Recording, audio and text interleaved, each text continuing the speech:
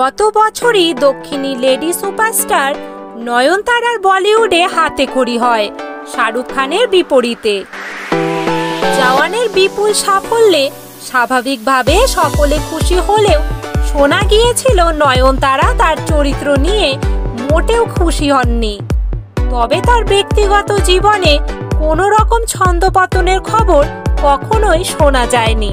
হঠাৎ সকলকে চমকে দিয়ে তিনি স্বামীকে ইনস্টাগ্রামে আনফলো করে বসলেন। কিন্তু 24 ঘন্টা কাটতে না কাটতেই গোলবদল অভিনেত্রীর, ময়দানে নামলেন বিঘ্নেশ শিবানো। একাধিক সম্পর্কের গুঞ্জনের পর 2022 সালে তিনি পরিচালক বিঘ্নেশকে বিয়ে করেন। তারপর স্যারোগেসির মাধ্যমে যমজ ছেলে হয় তাদের।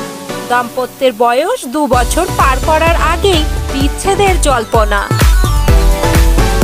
নয়নতারা স্বামীকে আনফলো করতেই শুরু হলো এমন নানা গুঞ্জন। তবে একদিন কাটার আগেই স্বামীকে ফের ফলো করতে শুরু করেন নয়নতারা।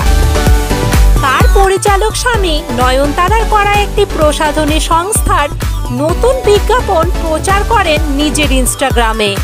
কিন্তু হঠাৎ কী কারণে নয়নতারা আনফলো করেছিলেন স্বামীকে তা নিয়ে ধোঁয়াশা রয়েই গিয়েছে।